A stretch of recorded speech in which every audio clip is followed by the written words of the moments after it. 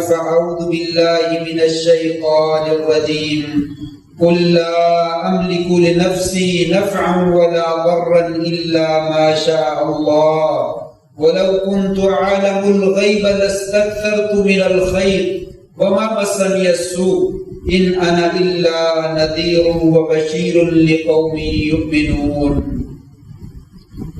کہہ دیجئے میں اپنی ذات کے لیے کسی نقصان اور نفع کا مالک نہیں ہوں مگر جو اللہ چاہے، اور اگر میں غیب کا علم جانتا ہوتا تو اپنے لیے خیر ہی خیر جمع کر لیتا، مجھے کبھی تکلیف نہ پہنچتی اور کبھی نقصان نہ پہنچتا۔ میں تو صرف ایک ڈرانے والا اور بشارت دینے والا ہوں ایسی قوم کے لیے جو ایمان لانے والی ہے۔ نہایت عزت کے لائق سامعین محترم، بزرگوں، دوستوں، بھائیوں، معززات ماؤں اور بہنوں، اللہ تبارک و تعالی ہمارا خالق و مالک ہے۔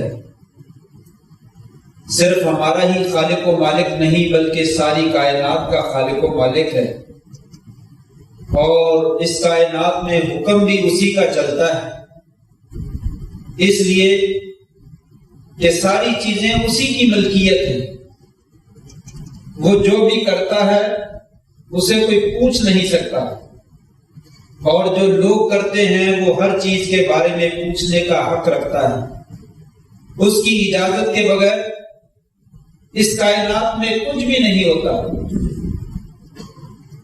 اس لیے اس دنیا میں رہتے ہوئے انسان کے لیے یہ سبق ہے کہ وہ اپنے نفع اور نقصان کا مالک صرف اور صرف ایک اللہ وحدہ لا شریک کی ذات کو سمجھے۔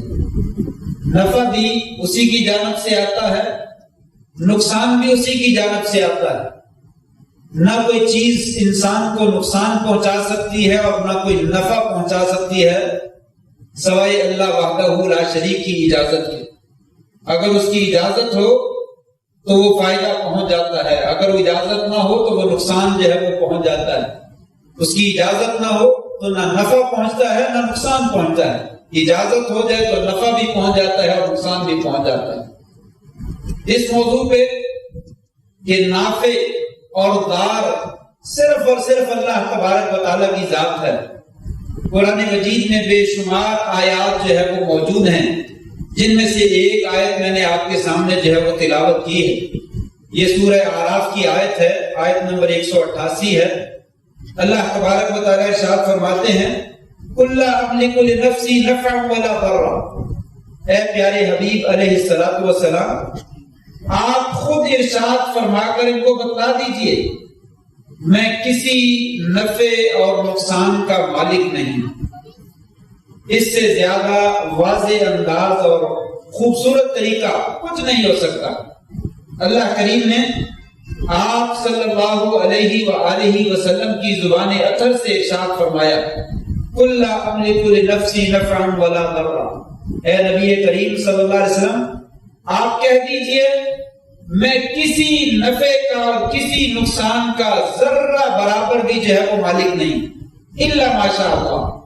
ہاں، اگر اللہ تعالیٰ چاہے وہ مجھے توفیق دے دے تو اس میں سے میں کچھ نہ کچھ نفع کا یا نقصان کا اختیار رکھوں گا۔ اگر اللہ کی جانب سے توفیق نہ ملے تو کسی نفع کا اور کسی نقصان کا مالک نہیں۔ اور پھر ساتھ میں یہ بھی فرما دیا لو كنت عالم الغیب لاستكثرت من الخير وما مسني السوء۔ اگر مجھے غیب کا علم ہوتا تو میں اپنے لیے خیر ہی خیر جمع کر لیتا اور مجھے کبھی تکلیف نہ پہنچتی۔ مجھے غیب کا علم بھی نہیں ہے، میں خیر کو اپنے لیے جمع بھی نہ کر سکا۔ خیر سے مراد دنیا کی آسانیاں، دنیا کا مال و منال، دنیا کی جو ہے وہ عزت اور دنیا کی چودراہٹ اور سربراہی اور اس طرح کی دنیا کی جتنی چیزیں ہیں، فرمایا اگر یہ ہوتا تو میں اپنے لیے خیر ہی خیر جمع کر لیتا، بہت زیادہ مال جمع کر لیتا، دنیا میں مجھے کبھی تکلیف نہ آتی۔ لیکن دنیا میں مجھے تکلیف بھی آئی، آسانیاں بھی آئی، سارے معاملات جو ہے وہ ہوتے رہے۔ میرا کردار، میرا عمل، میری ڈیوٹی، میرا وظیفہ اور میری ذمہ داری کتنی ہے؟ ان انا الا نذیر و بشیر لقوم یؤمنون۔ میں تو صرف ایک بشارت دینے والا اور ڈرانے والا ہوں ان لوگوں کو جو ایمان رکھنے والے۔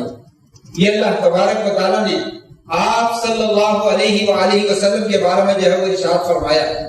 اس کے بعد اگر آپ صلی اللہ علیہ وسلم کی حیثیت یہ ہے کہ آپ کسی نفع و نقصان کے مالک نہیں ہیں، تو دنیا میں پھر اور کون سی ہستی ہو سکتی ہے جو کسی نفع اور نقصان کی جو ہے وہ مالک ہو سکتی ہے سوائے اللہ تعالیٰ کے؟ یقیناً کوئی اور ہستی نہیں۔ کائنات میں سب سے افضل، سب سے اعلیٰ، سب سے اونچی ہستی آپ ہیں۔ جب آپ کے پاس یہ اختیار نہیں ہے تو کسی اور کے پاس بھی کوئی اختیار نہیں ہے۔ اس کے بعد اللہ تبارک و تعالیٰ، یہ سورہ یونس ہے، اس میں فرماتے ہیں وَإِن يَمْسَسْكَ اللَّهُ بِضُرٍّ فَلَا كَاشِفَ لَهُ إِلَّا هُوَ وَإِن يُرِدْكَ بِخَيْرٍ فَلَا رَادَّ لِفَضْلِهِ، بلکہ اس سے بھی پہلے فرمایا وَلَا تَدْعُ مِن دُونِ اللَّهِ مَا لَا يَنفَعُكَ وَلَا يَضُرُّكَ فَإِن فَعَلْتَ فَإِنَّكَ إِذًا مِنَ الظَّالِمِينَ وَإِن يَمْسَسْكَ اللَّهُ بِضُرٍّ فَلَا كَاشِفَ لَهُ إِلَّا هُوَ وَإِن يُرِدْكَ بِخَيْرٍ فَلَا رَادَّ لِفَضْلِهِ يُصِيبُ بِهِ مَن يَشَاءُ مِنْ عِبَادِهِ وَهُوَ الْغَفُورُ الرَّحِيمُ۔ فرمایا پھر پیارے حبیب علیہ الصلوۃ والسلام وَلَا تَدْعُ مِن دُونِ اللَّهِ، اللہ کے علاوہ کسی ایسی ہستی کو نہ پکارو جو آپ کو نہ نفع دے سکتی ہے نہ نقصان دے سکتی ہے۔ کوئی بھی ہستی کائنات میں نفع اور نقصان کی مالک نہیں، لہذا کائنات میں اللہ کے سوا کسی کو نہ پکارو۔ کہنے کا مطلب یہ ہے کہ آپ کسی کو نہ پکارو جو نفع اور نقصان کا مالک نہیں ہے۔ گویا کہ یوں کہا جا رہا ہے اس کائنات میں اللہ کے سوا کوئی نفع نقصان کا مالک ہے ہی نہیں، تو لہذا آپ کسی کو بھی مت پکاریے۔ فَإِن فَعَلْتَ، اگر آپ نے ایسا کیا، فَإِنَّكَ إِذًا مِنَ الظَّالِمِينَ، تو آپ ظالم لوگوں میں سے شمار کیے جائیں گے۔ آپ نے تو کبھی ایسا کرنا نہیں تھا۔ یہ آپ کی امت کا پیغام ہے کہ آپ کی امت ایسا نہ کرے۔ اگر اس نے اللہ کے راستے کو چھوڑ کر کسی اور ہستی کو پکارا جو کسی نفع اور نقصان کی مالک نہیں ہے، تو ہم اس کو انسانوں کے نہیں بلکہ ظالموں کی صف میں جو ہے وہ شمار کریں گے۔ اور پھر کہا وَإِن يَمْسَسْكَ اللَّهُ بِخَيْرٍ وَإِن يَمْسَسْكَ اللَّهُ بِضُرٍّ فَلَا كَاشِفَ لَهُ، اگر اللہ تبارک و تعالیٰ آپ کو کوئی تکلیف پہنچا دے، اللہ کے سوا کوئی اس کو دور نہیں کر سکتا۔ اے پیارے حبیب علیہ الصلوۃ والسلام، آپ کو اگر کوئی تکلیف آ جائے، اللہ کے سوا اس کو کوئی دور کرنے والا نہیں۔ احد کے میدان میں آپ کے دندان مبارک شہید ہو، آپ کے سر مبارک میں چوٹیں لگی، اور دوسرے موقع پہ آپ صلی اللہ علیہ وسلم کی بیوی حضرت عائشہ رضی اللہ تعالیٰ پہ تہمت لگی، اور حدیبیہ یہ غزوہ حنین میں دشمن جو ہے وہ چھپا ہوا تھا، اچانک حملہ کر دیا، مسلمان جو ہے وہ آپ کا ساتھ چھوڑ کر اچانک جو ہے وہ بھاگ نکلے۔ فرمایا وَإِن يَمْسَسْكَ اللَّهُ بِضُرٍّ فَلَا كَاشِفَ لَهُ إِلَّا هُوَ، اگر آپ کو کوئی تکلیف آتی ہے تو اسے کوئی دور کرنے کی صلاحیت نہیں رکھتا ہے سوائے اللہ تعالیٰ۔ وَإِن يُرِدْكَ بِخَيْرٍ فَلَا رَادَّ لِفَضْلِهِ، اور اگر اللہ تعالیٰ آپ کو کوئی اچھائی دینا چاہے، کوئی خیر دینا چاہے، تو دنیا کا کوئی مائی کا لال اس کے راستے میں کسی قسم کی رکاوٹ جو ہے وہ کھڑی کرنے کی طاقت نہیں رکھتا۔ یہ اللہ تبارک و تعالیٰ نے سورہ یونس کے اندر دوسری جگہ پہ ارشاد فرمایا ہے کہ نفع و نقصان کا مالک صرف اور صرف میں ہوں۔ اگر میں فائدہ پہنچانا چاہوں تو فائدہ پہنچ جاتا ہے، اگر میں نقصان پہنچانا چاہوں تو اسے نقصان پہنچ جاتا ہے۔ نہ کوئی فائدے کا مالک ہے نہ کوئی نقصان کا مالک ہے سوائے میرے۔ تیسری جگہ سورہ فاطر ہے، پہلی آیت سے لے کر 4 نمبر آیت تک ساری قرآن ہی زبردست قسم کی آیات سے بھرا پڑا ہے۔ الحمدللہ فاطر السماوات والارض، تمام تعریفیں لوگو اللہ کے لیے جو آسمانوں کا پیدا کرنے والا ہے، زمینوں کا پیدا کرنے والا ہے۔ جاعل الملائکۃ رسلا، فرشتوں کو بنانے والا ہے رسول کی حیثیت سے، پیغمبر کی حیثیت سے۔ اولی اجنحۃ، جن کے اللہ نے پر بھی بنائے، مثنا 2 پر ہیں، ثلاثہ 3 پر ہیں، ورباع 4 پر ہیں، یزید فی الخلق ما یشاء، اپنی مخلوق میں جو اضافہ کرنا چاہتا ہے وہ کرتا ہے۔ آپ نے فرمایا جبریل کو میں نے دیکھا، ان کے 500 پر تھے اور آسمان اور زمین کو جو ہے انہوں نے ڈھانپا ہوا تھا۔ اللہ تعالیٰ اپنی مخلوق کو جتنا بڑا جس طرح کا پیدا کرنا چاہتے کرتے ہیں۔ ان اللہ علی کل شیء قدیر، اللہ تبارک و تعالیٰ ہر چیز پر قدرت رکھنے والا ہے۔ ما یفتح اللہ للناس من رحمت فلا ممسک لہ، یہ ترجمے میں کوئی فالٹ ہو، کوئی مسئلہ ہو، اپنے گھر میں جا کر پڑھ لیجیے۔ سورہ فاطر ہے، آیت نمبر 1 سے لے کر 4 تک اللہ تعالیٰ فرماتے ہیں ما یفتح اللہ للناس من رحمہ، اللہ کریم لوگوں کے لیے کوئی بھی رحمت کا دروازہ جو ہے وہ کھول دیتا ہے، فلا ممسک لہ، اسے کوئی بند کرنے والا نہیں۔ کوئی دنیا کی طاقت، کوئی انسان، کوئی نبی، کوئی ولی، کوئی شہید، کوئی فرشتہ، فلا ممسک لہ، اسے کوئی روکنے والا نہیں ہے۔ وما یمسک فلا مرسل لہ، اور جسے اللہ روک دے، جس خیر کو اور بھلائی کو اللہ روک دے، فلا مرسل لہ من بعدہ، تو اللہ کے بعد اسے کوئی کھولنے والا نہیں، کوئی چھوڑنے والا نہیں۔ وہو العزیز الحکیم، اور وہ ذات جو ہے غالب حکمت والی ہے۔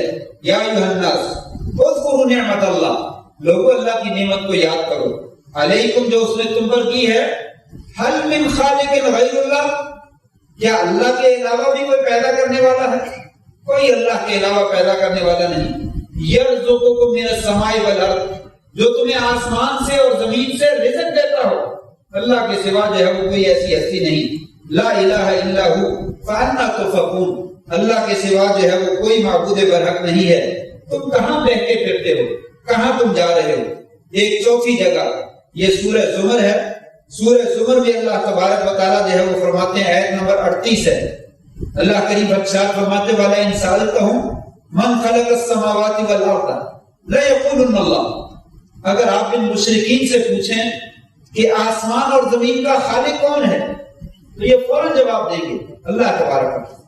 قل، اے نبی ان سے کہہ دیجیے، افرأیتم ما تدعون من دون اللہ، کیا خیال ہے جن کو تم اللہ کو چھوڑ کر پکارتے ہو، ان ارادنی اللہ بضر، اگر اللہ مجھے کوئی نقصان پہنچانا چاہے، هل هن کاشفات ضر، یہ تمام معبود مل کر اس میری تکلیف کو دور کر سکتے ہیں؟ اور فرمایا او ارادنی برحمت، اگر اللہ مجھے خیر اور رحمت پہنچانا چاہے، هل هن ممسکات رحمتی، یہ سارے مل کر مجھے اس رحمت سے روک سکتے ہیں؟ قل حسبی اللہ، کہہ دیجئے میں اللہ پہ ہی جو ہے وہ اتفاق کرتا ہوں، اللہ پہ اعتماد کرتا ہوں، مجھے اللہ ہی کافی ہے۔ علیہ یتوکل المتوکلون، اسی کے اوپر جو ہے وہ توکل کرنے والے توکل کرتے ہیں اور اعتماد کرتے ہیں اور بھروسہ کرتے ہیں۔ یہ 4 جگہ سے میں نے آیات پڑھی ہے قرآن مجید، جس کا خلاصہ یہ ہے کہ نفع اور نقصان کا مالک اللہ کی ذات ہے۔ دنیا میں کوئی ایسی ہستی نہیں جو نفع اور نقصان کی مالک، کوئی چھوٹا یا بڑا، اگر اللہ کسی کو نفع دینا چاہے دنیا کی کوئی طاقت روک نہیں سکتی، اور اللہ کسی کو نقصان پہنچانا چاہے تو کوئی دنیا کی طاقت اس کو روک نہیں سکتی۔ اگر حدیث کا مطالعہ کریں تو وہاں پہ بھی ہمیں بے شمار حدیث ملتی ہیں جن میں یہ نظریہ، یہ عقیدہ، یہ مسئلہ کھول کر بیان کیا گیا۔ یہ حدیث میں کئی دفعہ ذکر کر چکا ہوں۔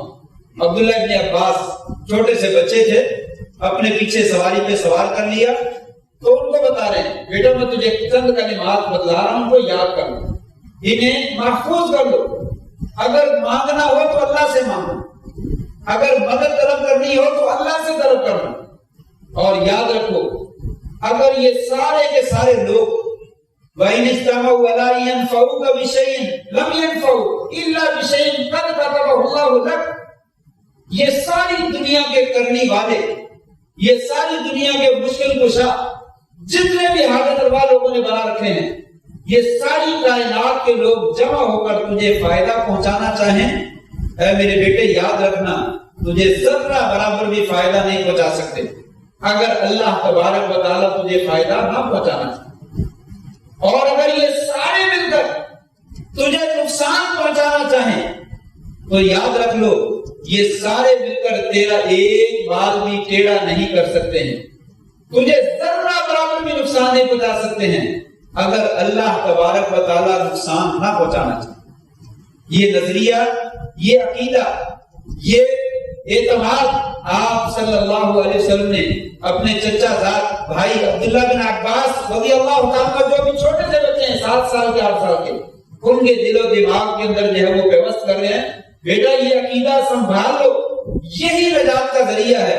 اگر یہ نظریہ موجود نہیں، نہ انسان دنیا میں کامیاب ہو سکتا ہے، نہ آخرت میں کامیاب ہو سکتا ہے۔ صحیح مسلم کی ایک لمبی روایت ہے اور حدیث قدسی ہے، حضرت ابو ذر رضی اللہ تعالیٰ بیان کرتے ہیں کہ آپ صلی اللہ علیہ وسلم نے فرمایا، اور آپ صلی اللہ علیہ وسلم فرماتے ہیں اللہ نے فرمایا یا عبادی انی حرمت الظلم علی نفسی وجعلتہ بینکم محرما فلا تظالموا، لوگوں میں نے ظلم کو اپنی ذات پہ بھی حرام کر رکھا ہے اور تمہارے درمیان بھی حرام کر رکھا ہے، آپس میں کبھی ایک دوسرے کے اوپر ظلم اور زیادتی نہ کرنا۔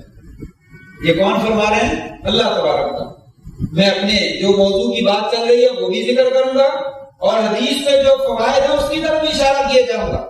لوگوں ظلم کرنا اللہ تبارک و تعالیٰ نے حرام کر رکھا ہے، اس لیے کہ ہم کسی چیز کے مالک نہیں، مالک اللہ تعالیٰ ہے۔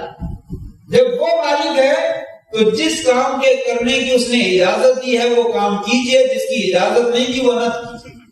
اگر اس کی مخالفت کریں گے پھر اس کی پکڑ آ جائے گی، اس کی پکڑ سے پھر دنیا کی کوئی طاقت جو ہے انسان کو بچا نہیں سکتی۔ اس لیے کہا لوگوں ظلم حرام ہے، آپس میں بہن بھائیوں پہ، والدین پہ، اولاد پہ، بیوی پہ، شوہر پہ، کوئی بھی فرد دوسرے کے اوپر ظلم اور زیادتی نہ کرے۔ اگر زیادتی کی تو میں خود جو رب ساری کائنات کا مالک ہے، میں ظلم کرنا چاہوں تو کر سکتا ہوں، مجھے کوئی پوچھنے والا نہیں، لیکن میں نے اپنی ذات کے اوپر بھی ظلم کو حرام کر رکھا ہے، تمہیں کیسے اجازت دے دوں؟ تم کو کیسے میں چھوڑ دوں گا اگر تم ظلم کرتے پھرو گے؟ اس لیے یاد رکھیے ظالم جو ہے اس کی رسی ڈھیلی ضرور ہو جاتی ہے لیکن اندھیر نہیں ہوتا ہے، اس کو اس کا بدلہ جو ہے وہ پورے کا پورا چکا دیا جاتا ہے۔ پھر اللہ نے فرمایا یا عبادی کلکم ضال، اے میرے بندے تم سارے کے سارے گمراہ تھے، الا من ہدیتہ، مگر جس کو میں نے ہدایت دی وہ ہدایت یافتہ ہو گئے۔ فاستہدونی اہدکم، اگر ہدایت لینی ہو کہیں سے نہیں ملے گی، میری طرف آؤ، مجھ سے مانگو ہدایت، میں دیتا ہوں، میں تمہیں ہدایت دے دوں۔ یا عبادی، پھر فرمایا میرے بندو کلکم جائع، تم سب کے سب بھوکے تھے، تمہارے پاس کھانے اور پینے کے لیے کچھ نہیں تھا، الا من اطعمتہ، مگر جس کو میں نے کھانے کے لیے دے دیا اسے کھانے کے لیے مل گیا۔ فاستطعمونی اطعمکم، جب کبھی کھانے کی ضرورت پیش آ جائے مجھ سے مانگو، وہ کھانا جو ہے وہ میں تمہیں دوں گا۔ یا عبادی کلکم عار الا من کسوتہ، اے میرے بندو تم سارے کے سارے برہنہ تھے، تمہارے پاس لباس موجود ہی تھا، مگر جس کو میں نے لباس مہیا کیا اسے لباس مل گیا۔ جب تمہیں لباس کی ضرورت ہو تو مجھ سے مانگو، فاستفتونی اکسوکم، لباس مجھ سے مانگو، پہننے کے لیے لباس بھی تمہیں میں ہی دوں گا۔ پھر اس کے بعد فرمایا یا عبادی لن تبلغوا ضرری ولا نفعی، اے میرے بندو تم مجھے جو ہے وہ ذرہ برابر بھی نقصان نہیں پہنچا سکتے، تم مجھے ذرہ برابر بھی فائدہ نہیں بتا سکتے، تم میرے نفع اور نقصان کے مالک نہیں ہو، اس لیے یاد رکھو یہ اختیارات تمہارے پاس نہیں ہے، میرے پاس۔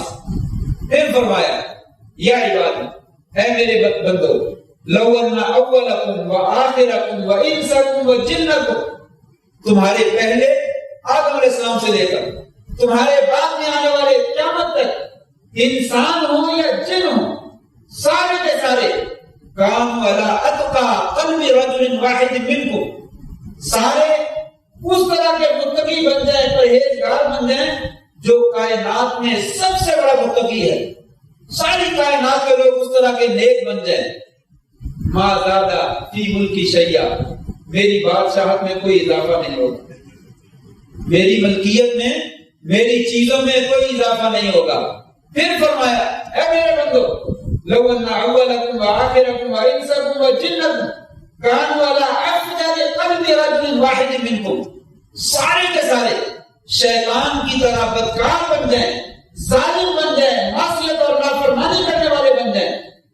ما نقص ذلک من ملکی شیئا، ایسا کرنا جو ہے میری بادشاہت میں ذرہ برابر بھی کمی پیدا نہیں کرے۔ پھر فرمایا اے میرے بندو یاد رکھ لو، اگر تم سارے اول و آخر اور انسان اور جن سارے کے سارے مل کر ایک چٹیل میدان میں جمع ہو جائے، فَسَأَلُوا كُلُّ وَاحِدٍ مِّنكُم مَّسْأَلَتَهُ، ہر بندہ اپنے اپنے ذہن کے مطابق جو اس کی خواہش ہے وہ مانگتا چلا جائے، میں دے دوں۔ تم مانگتے مانگتے تھک جاؤ، میں تمہاری تمام خواہشات کو پورا کر دوں، میرے خزانوں میں کچھ بھی کمی واقع نہیں ہوگی۔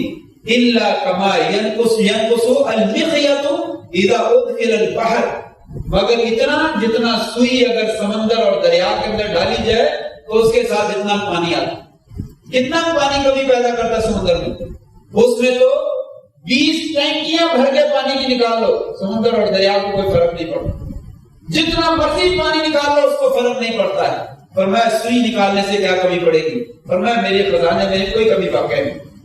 پھر کہا یا عبادی، آخری جملہ، انما ہی اعمال، یہ جو تم کسی کو نفع نقصان کا مالک بنا لیتے ہو، کسی سے امیدیں لگا لیتے ہو، کسی سے ڈرنا شروع کر دیتے ہو، دنیا میں کسی کو نفع نقصان کا مالک سمجھتے ہو، کبھی تم خود اپنے آپ کو مالک بنا لیتے ہو، کبھی خود ظالم بن جاتے ہو، یہ تمہارے سارے اعمال ہیں، اور سی حالت میں ایک ایک کر کے شمار کیے جاتے، وہ تمہارا ایک ایک عمل میرے پاس محفوظ ہے، قیامت کے دن وہ فی حالت پورے کا پورا بدلہ تمہیں چکا دوں گا، ذرہ برابر بھی کسی کو کسی کے عمل سے محروم نہیں کروں گا۔ فمن وجد خیرا فلیحمد اللہ، اگر کسی کو خیر مل گئی تو وہ اللہ کا شکر ادا کرے، ومن وجد غیر ذلک فلا یلومن الا نفسہ، اور جسے کچھ نہ ملی خیر اور شر مل گئی، برائی مل گئی، وہ اپنی ذات کے علاوہ کسی اور کو ملامت نہ کرے، اس لیے کہ میں نے سارا کچھ واضح کر دیا اور کھول کر بتا دیا ہے۔ اب تمہارا کام ہے کہ اس کھولے ہوئے کے مطابق عمل کرو، اپنا نظریہ بناؤ، اپنا اعتقاد بناؤ، اپنا ذہن بناؤ اور اس کے مطابق جو ہے وہ عمل کرو۔ اگر تم ایسا نہیں کرو گے تو فلا یلومن الا نفسہ، اپنی ذات کے علاوہ پھر دوسرے کو ملامت نہ کرنا۔ تیسری اور آخری حدیث، ہم نماز کے بعد جو ہے وہ دعا مانگتے ہیں، اللہم لا مانع لما اعطیت، یا اللہ جب تو دینے پہ آ جاتا ہے تو کائنات کی کوئی ہستی اس کو روک نہیں سکتی ہے، ولا معطی لما منعت، اور اللہ جب تو روکنے پہ آ جائے تو کائنات کی کوئی ہستی جو ہے وہ دینے کی طاقت جو ہے وہ نہیں رکھتی، ولا ينفع ذا الجد منك الجد، اللہ کائنات میں کسی کی کتنی اونچی حیثیت کیوں نہ ہو، وہ حیثیت تیرے پاس جو ہے وہ کسی قسم کا کوئی فائدہ نہیں دیتی۔ تیرے پاس اگر کوئی فائدہ دیتا ہے تو نیک عمل فائدہ دیتا ہے، نیک عمل جو انسان کرتا ہے وہی فائدہ دے سکتا ہے، یا جس کو تو اجازت دے دے، تیری اجازت کے ساتھ کوئی کسی کو فائدہ دے سکتا ہے تو دے سکتا ہے، مگر نہ اس کے بغیر اپنے طرف سے اپنے اختیارات سے کسی انسان کے پاس کوئی اختیار۔ یہ 4 آیتیں اور 3 حدیثیں میں نے آپ کے سامنے رکھی ہیں، جن کا خلاصہ ایک ہی جملہ ہے کہ اس کائنات میں نفع و نقصان کا مالک صرف اللہ کے ساتھ۔ لوگوں اپنا فائدہ چاہتے ہو تو اللہ سے رجوع کرو، نقصان سے بچنا چاہتے ہو تو اللہ سے رجوع کرو، اس ذات کے اوپر اعتماد کرو اور اس ذات سے ڈرو، اسی ذات سے دعا مانگو، اس کے ساتھ کسی اور کو شریک نہ کرو، اس کے ساتھ کسی اور کو نہ پکارو۔ یاد رکھنا یہ ایک ایسا جرم ہے جو اللہ تبارک و تعالیٰ کبھی معاف نہیں کرتا، سوائے اس کے جو توبہ کر لیتا ہے زندگی میں، اگر اسی حالت میں فوت ہو گیا تو ہمیشہ ہمیں جو ہے وہ جہنم میں۔ آئیے یہ تمیز سننے کے بعد ایک مسئلہ ہے، بعض لوگ، بہت سارے لوگ، بعض نہ کہیں بہت سارے لوگ کہہ رہے ہیں اللہ کو چھوڑ کر بہت سارے جانوروں سے، بہت سارے زمانوں سے، بہت ساری جگہوں سے ڈرتے ہیں، یہ نفع نقصان کے مالک ہیں، اگر میں اس سے نہ ڈروں تو مجھے نقصان پہنچ جائے۔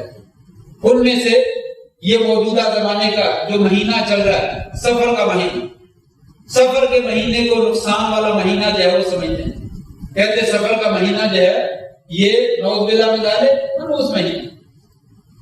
میں نے ابھی قرآن اور احادیث کی کتنی آیات اور کتنی احادیث جو ہے وہ پیش کی ہیں کہ نفع نقصان کا مالک اللہ تعالیٰ، زمانہ کسی کو نفع نقصان نہیں دیتا۔ سفر کا مہینہ اللہ کا پیدا کرتا ہے اور 12 مہینوں میں سے ایک مہینہ ہے، اسی طریقے سے 30 دن یا 29 دن اس کے ہوتے ہیں جیسے دوسرے مہینے، 24 گھنٹے دن اور رات کے اسی طرح ہوتے ہیں جیسے دوسرے دنوں کے۔ اگر قرآن کا مطالعہ کریں، حدیث کا مطالعہ کریں، نہ اس کی فضیلت کے بارے میں کوئی حدیث ہے، نہ اس کی مذمت کے بارے میں کوئی حدیث ہے۔ شریعت نے یہ نہیں کہا کہ سفر کا مہینہ بہت افضل ہے، شریعت نے یہ نہیں کہا کہ سفر کا مہینہ بہت برا ہے، لوگوں اس سے بچ کر، یہ باقی عام مہینوں کی طرح ہے، لہذا اس کو اپنے لیے منحوس جو ہے وہ نہیں سمجھنا چاہیے۔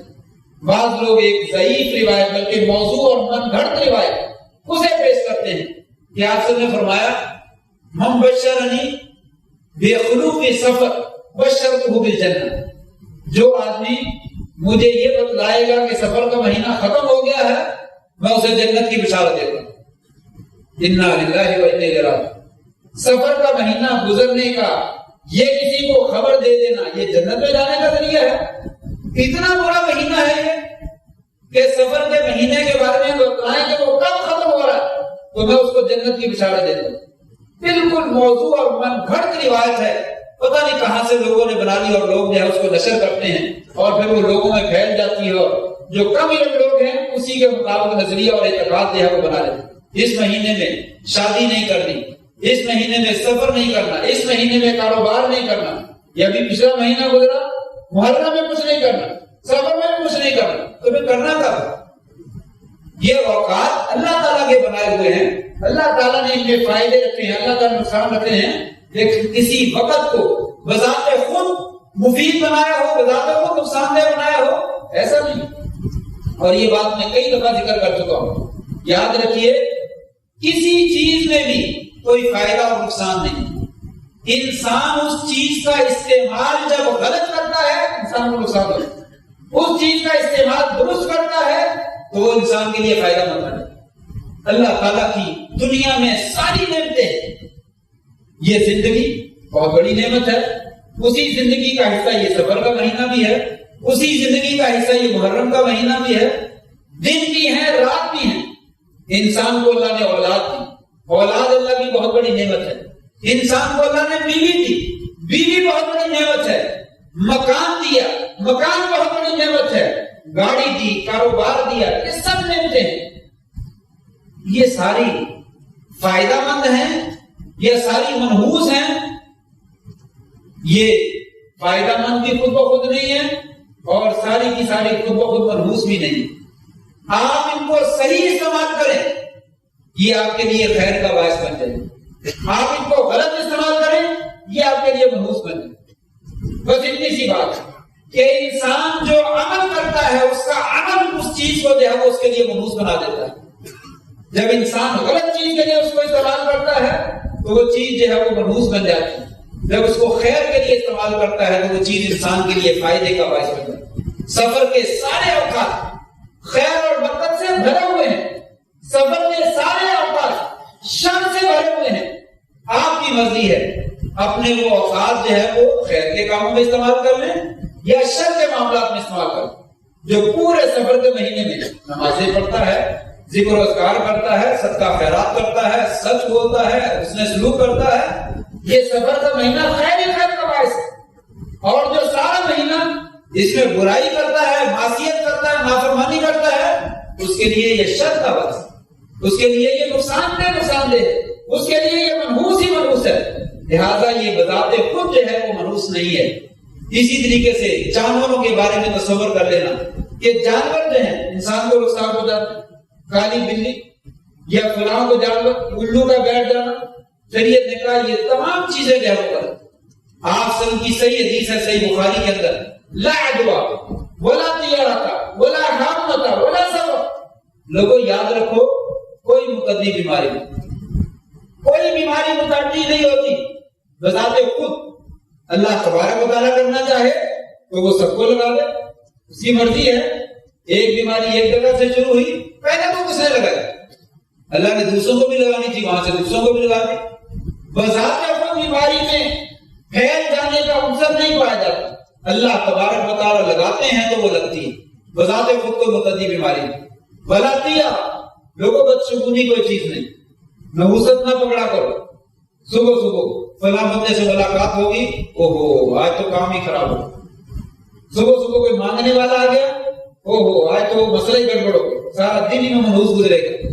صبح صبح کسی نے قرضہ مانگ لیا، اوہو آج تو سارا دن منحوس گزرے گا، میں ادھار نہیں کرتا، پہلا گاہک ہے، پہلے گاہک سے ادھار نہیں ہو سکتا، اس لیے کہ یہ نحوست کا باعث نہیں۔ ایسا کچھ بھی نہیں، ایسا کچھ بھی نہیں۔ آپ اچھا عمل کریں گے آپ کے لیے وہ خیر کا باعث ہے، آپ برا عمل کریں گے آپ کے لیے وہ شر کا باعث ہے۔ اس لیے فرما بلا تیار لوگوں بدشگونی کوئی چیز، بدشگونی کسی چیز سے نہ پکڑو، تمام چیزیں خیر کا باعث ہیں اگر آپ ان میں خیر کا نتیجہ جو ہے وہ رکھ لیں۔ بلا ہم لوگوں الو کا کسی گھر کے گھر پہ بیٹھ جانا یہ تو منحوس، کسی کے گھر میں بیٹھ جانا یہ تو منحوس، لہذا الو بیٹھ جائے کوئی اور جانور بیٹھ جائے کچھ نہیں ہوتا۔ آپ خیر کا کام کریں، آپ اچھا کام کریں، آپ کے لیے وہ معاملہ جو ہے وہ خیر کا باعث جو بن جائے گا۔ بلا سفر لوگوں سفر میں بھی کچھ نہیں، جو زمانہ جاہلیت کے لوگ کہتے ہیں وہ بھی کچھ نہیں، کوئی حیثیت نہیں سفر۔ کچھ لوگ جو ہے یہ غلط قسم کے نظریات پھیلاتے ہیں اور کچھ لوگ جو ہیں اس کے الٹ کاروائی کرتے ہیں، کہتے ہیں لوگوں نے غلط نظریہ بنا رکھا ہے، ہم لوگوں کو اس نظریے سے دور کرنے کے لیے کوئی اچھا نظریہ بنا۔ میں نے سنا ہے بعض لوگوں نے سفر کا نام رکھا ہے سفر المظفر، سفر خیر۔ وہ کہتے ہیں سفر شر، سفر کا مہینہ ہوتا ہے منحوس ہے، برائی کے لیے ہوتا ہے، اور کچھ لوگوں نے کہا سفر کا مہینہ ہوتا ہی خیر کا، سفر خیر یا سفر المظفر کامیابی کا مہینہ، کامیابیاں ملتی ہیں تو سفر میں ملتی ہیں۔ نہیں، ایسا نہیں، جو چیز ثابت نہیں ہے اس کو ذکر کرنا بالکل جائز نہیں، نہ اچھائی کے ناحیے سے نہ برائی کے ناحیے سے۔ آپ نے فرمایا والا سفر میں کچھ بھی نہیں ہے، نہ کوئی خیر نہ کوئی شر، اس کی کوئی فضیلت نہیں۔ اللہ کے اوقات میں سے اوقات ہے، اس نعمت ہے، اس نعمت کا صحیح استعمال کرو آپ کے لیے خیر بن جائے، اس نعمت کو غلط استعمال کرو آپ کے لیے منحوس بن جائے۔ اس لیے یہ سفر کا مہینہ بھی کوئی چیز جو ہے کوئی حیثیت نہیں رکھتا۔ تو آج بھی وہ زمانہ جاہلیت کے اور ہندوانہ وہ رسم و رواج اور توہمات آج بھی ہمارے درمیان جو ہے وہ موجود ہیں۔ بہت سے لوگ، میں صبح گیا ایک دکان پہ، کوئی کام کرنا تھا، میرے پاس بڑا لوڈ تھا، ٹوٹے پیسے نہیں تھے، میں نے کہا لینے، کہتا نہیں ہے پیسے نہیں، میں نے کہا میں ابھی تھوڑی دیر تک دے جاتا، کہتا نہیں صبح کا ٹائم ہے، پہلا بندہ ادھار نہیں کرتا، ادھار ہو گیا تو سارا دن جو ہے وہ کام خراب گزرے گا، پتہ نہیں پھر وہ پیسے لے کر چلا گیا اور کہاں سے ادھار دے کے آئے چینج اس کی اور لا کے مجھے دی۔ یہ نظریات آج بھی مسلمانوں میں موجود ہیں کہ یہ چیز نحوست کا باعث ہے، یہ چیز خیر کا باعث ہے۔ نہیں، ایسا نہیں، کائنات میں اللہ تعالیٰ نے کوئی چیز نکمی نہیں کری، نہیں ہے کوئی چیز نکمی، زمانے میں کوئی برا نہیں، قدرت کے کارخانے میں نہ کوئی عورت منحوس ہے نہ کوئی بچہ منحوس ہے، کبھی انسان اپنی بیوی کو منحوس قرار دیتا، یہ جب سے آئی ہے اس گھر میں خیر ہے ہی، یہ کبھی برتن توڑتی ہے، یہ کبھی یہ کرتی ہے، کبھی وہ کرتی ہے، انسان اس سے پہلے تو کبھی گھر میں برتن ٹوٹا ہی، اس سے پہلے تو کبھی کوئی گھر میں بیمار ہوا ہی، اس سے پہلے تو کبھی گھر میں کوئی پریشانی آئی نہیں، اور کبھی انسان بچے کو بولتا ہے یہ میرا بچہ جو ہے منحوس ہے، اسی وجہ سے سارے کام خراب ہو، اس سے پہلے کبھی پریشانی نہیں ہے۔ اگر انسان زندگی کا مطالعہ کرے تو 20 مثالیں مل جائیں گی جس میں خرابیاں جو ہے وہ موجود، تو لہذا اللہ تبارک و تعالیٰ کا اور اس کے رسول کا ہمیں یہ حکم ہے، لوگوں نفع و نقصان کی مالک صرف اللہ کے ساتھ، کوئی انسان، کوئی جانور، کوئی حیوان، کوئی زمانہ، کوئی مکان، کوئی چیز نفع نقصان کی مالک، یہ ساری نعمتیں ہیں، ان کو خیر کے معنی میں استعمال کرو، یہ تمہارے لیے ساری کی ساری بہتر بن جائیں گی، اگر ان کو شر کے معنی میں استعمال کرو گے تو تمہارے لیے ساری کی ساری منحوس بن جائیں گی۔ اللہ سے دعا ہے اللہ تعالیٰ ہمیں اپنا نظریہ اور اپنا عقیدہ جو ہے وہ درست کرنے کی توفیق نصیب فرما دے، اور جو کتاب و سنت کی ہدایات ہیں اس کے مطابق عمل کرنے کی توفیق نصیب فرما دے۔ وآخر دعوانا ان الحمد للہ رب العالمین۔